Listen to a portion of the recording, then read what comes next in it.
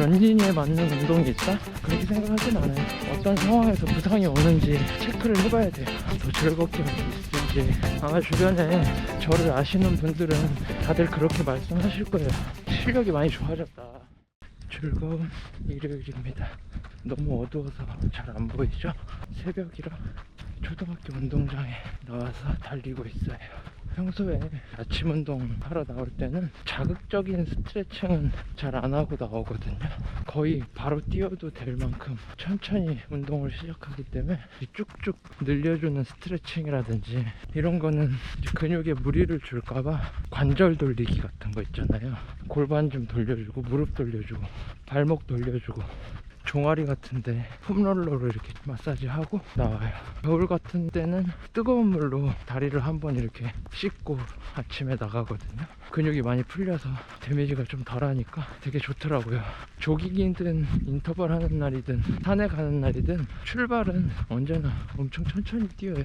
내 다리를 보호하자 이런 느낌을 계속 생각하면서 달리기 때문에 운동 끝나고 페이스를 보면 7분대에서 10분대까지 그 정도 페이스로 나올 때가 되게 많아요. 초반 페이스가 이대로 계속 달릴 수 있겠다, 그 정도 기분으로. 1시간 이하로 조깅할 때는 물 같은 건 잘 안 가져오긴 하거든요. 산으로 가면은 가져가는 경우가 좀 있기도 하고, 그 이상 넘어가면 항상 물 챙겨가거든요. 아침에 나올 때 물도 마시고 바나나는 항상 먹고 나오거든요. 바나나 없으면 꿀이라도 쭉 짜먹고 나와요. 바나나랑 꿀은 집에 항상 사놓고 먹거든요. 홍삼 같은 것도 드시고 한다던데 저는 그냥 꿀 많이 먹어요. 파워젤이 솔직히 좀 비싸잖아요. 그게 물론 이제 장거리나 좀 멀리 나갈 때는 에너지젤을 많이 챙겨가는데 평소에 그냥 운동할 때는 물에다가 꿀 많이 타가지고 나오거든요. 맹물은 못 마시겠더라고. 꿀 타고 BCAA 타고 전해질, 더울 때는 특히 그런 거 가져나와서 먹으면 좋더라고요. 금방 밝아질 거예요. 실제 선수들, 고수님들 운동 방식이 당연히 엄청 좋고 효과적인 게 맞는데 너무 그걸 FM대로 따라하다 보면 금방 또 부상이 올 수가 있어요. 나도 그만큼 운동을 하면 저분들처럼 잘 달릴 수 있겠다, 이 생각이 머리에 가득하기 때문에 거의 그 훈련을 그대로 따라 하거든요. 그런 거 보면 내 페이스, 내 수준에 맞추고 싶지 않잖아요. 소화하는 경우도 종종 있어요. 몸에 무리가 많이 오긴 하죠. 아직도 전 고수님이나 훈련 방식 따라하기가 너무 버겁더라고요. 요즘엔 조깅은 조깅, 인터벌은 인터벌 분리를 해서 운동을 하고 있거든요. 조깅을 어중간하게 이렇게 쭉 계속 오래 하는 경우는 거의 없어요. 난 오늘 회복하고 있다 이런 생각으로 1시간 정도 가볍게 하고 들어간다거나, 나머지 운동은 산에 가서 한다거나, 인터벌을 자주 하는 편이거든요. 일주일에도 한 2회, 3회는 하는데 스케줄을 달력에 빼곡히 적어서 이런 식으로 하게 되면 번아웃이 와요. 나중에 그거를 감당하지 못해서 스케줄을, 아니면 제대로 못했다는 그런 불안감도 생기고, 언제나 나는 운동을 큰 틀에서 본다라는 그런 생각을 가지고 운동하면 스케줄을 자연스럽게 조절할 수 있죠. 저는 이제 여름을 기준으로 시작해보면 여름에는 운동을 엄청 많이 해줘요. 특히 빠른 훈련이 굉장히 많아요. 여름에 일단 다리 회복이 생각보다 빠른 것 같아요. 몸이 많이 데워져 있으니까 웜업을 해도 쿨다운을 해도 몸이 잘 풀리고 부상 노출이 좀 적어서 속도 훈련을 좀 많이 넣는 편이거든요. 거의 일주일에 3번 속도 훈련하고, 그러니까 그리고 중간중간에도 거의 한라산 간다거나 강하게 산 올라가는 그런 운동이라서 강한 운동이 꽤 많이 들어가 있고 그런 편인 것 같아요. 가을이 되면 장거리 트레일러닝 대회 많이 있으니까 그걸 위주로 나가려고 준비를 더 하죠. 10월, 11월 이때쯤엔 기록을 많이 재보려고 하거든요. 10km라든지. 겨울 들어가게 되면 12월 되면 그때부터는 인터벌 같은 훈련을 모두 중단시켜요. 빠른 훈련을 전혀 하지 않아요.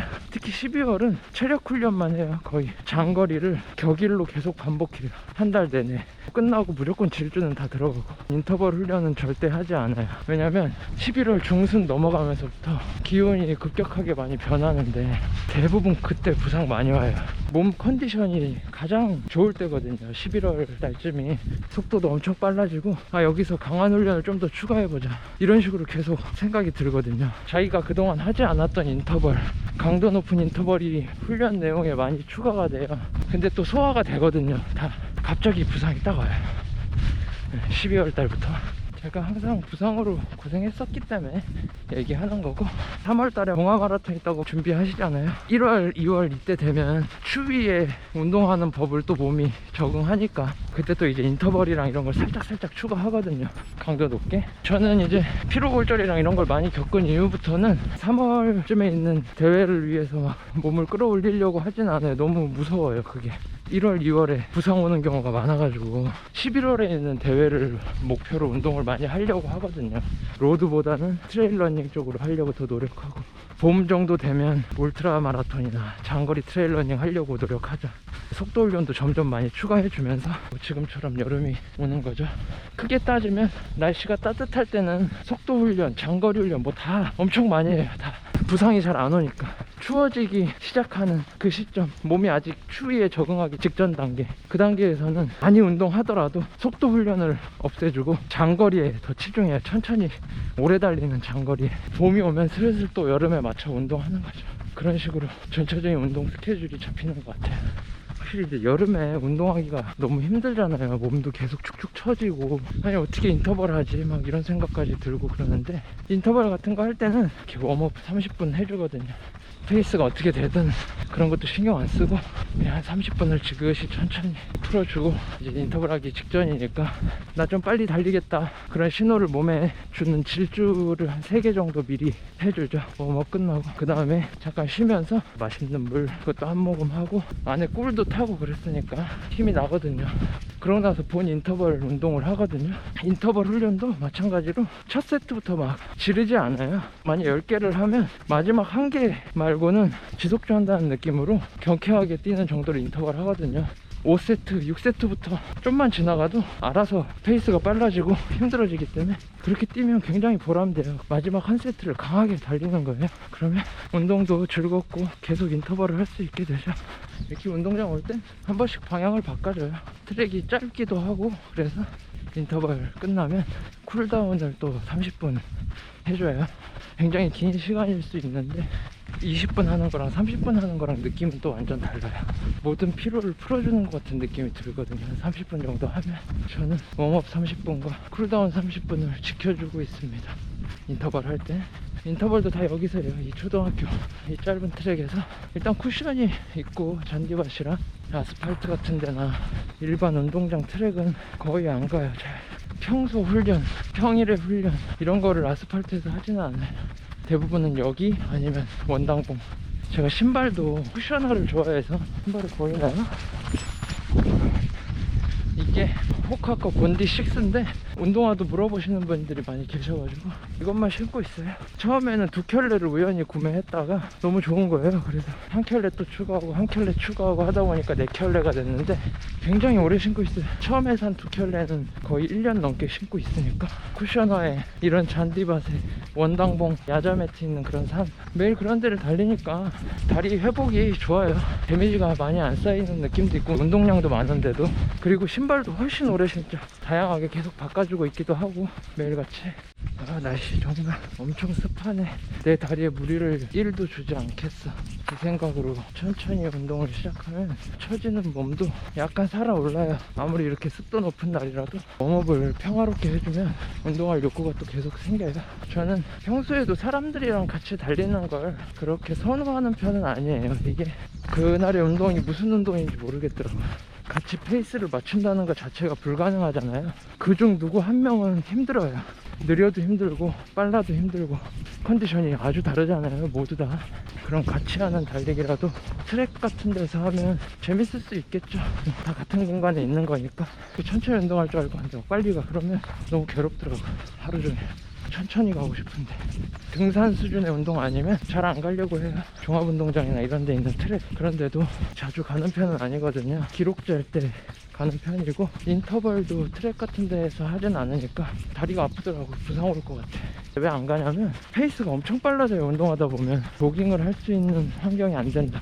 주변에 사람들도 많고 기분도 업되고 이렇게 하다 보면 조깅으로 끝나지가 않아요.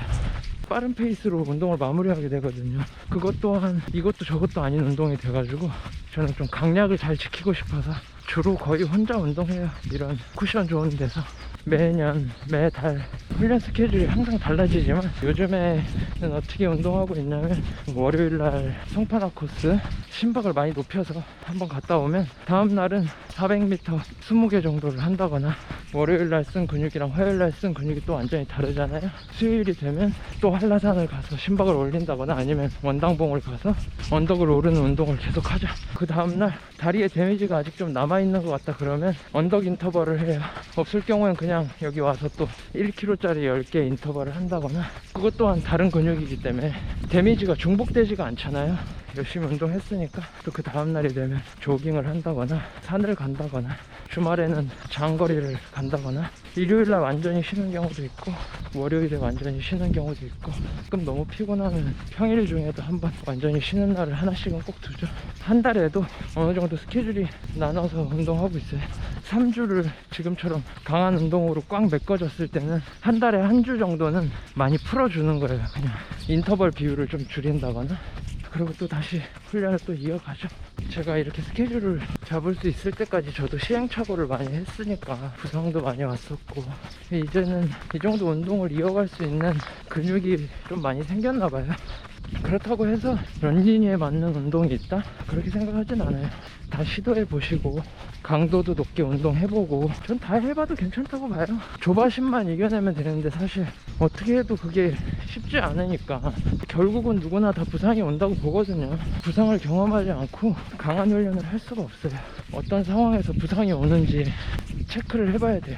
그렇기 때문에 부상이 온 게 잘못된 게 아니라고 봐요. 저는 굉장히 자연스러운 현상이라고 보거든요. 최소한 자기가 한번 겪었던 부상은 안 당하려고 훈련 방식을 약간씩 변화시키거든요. 그렇게 해서 자기 훈련을 만들어야지, 다른 사람의 훈련법을 달력에 적어놓고 이렇게 운동해야지, 이렇게 하면 부상은 안 올지언정 정신적으로 데미지가 생길 수가 있어요. 달리기는 체력도 좋아야 되고 심폐지구력도 좋아야 되고, 이 생각도 같이 단련시키는 게 달리기 같아요. 어떻게 하면 내가 달리기를 더 즐겁게 할 수 있을지 아직 미숙하지만, 제가 궁금한 거 있으면 남겨주시고 같이 성장하자고요. 언제나 새벽에 운동하지만 항상 느끼는 건데, 젊은 사람을 본 적이 거의 없어요. 달리기 하시는 분들은 최소 다른 사람들보다 20년, 30년은 빨리 깨달은 거잖아요. 건강이 얼마나 중요한 건지. 평소에 술을 좀 즐겨 드신다거나 이런 분들은 운동을 강하게 이어가는 걸 자주 하시면 부상이 올 가능성이 훨씬 많을 거예요. 몸을 회복할 시간이 없어요, 술 마시면.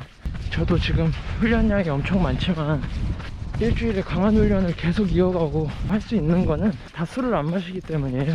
저도 불과 2년 전까지 술을 엄청 많이 마셨거든요. 그때는 주말에 장거리를 나간다거나 이런 거 너무 피곤했어요. 그냥 주말엔 술도 한잔 하고 해야 되니까.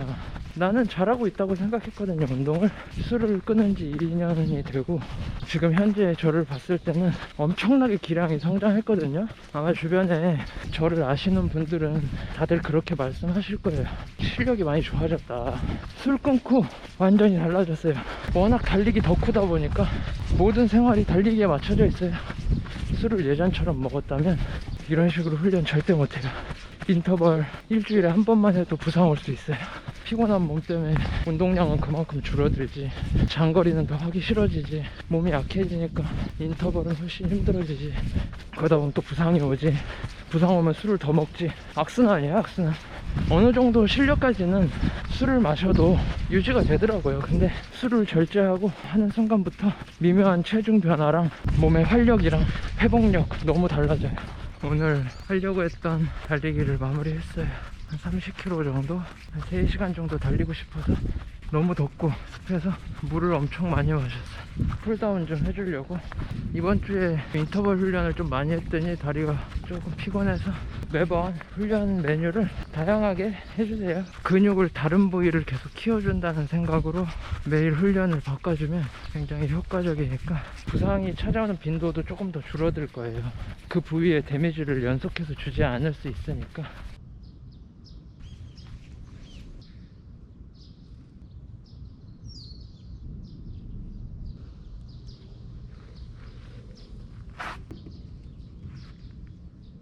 오늘 마신 물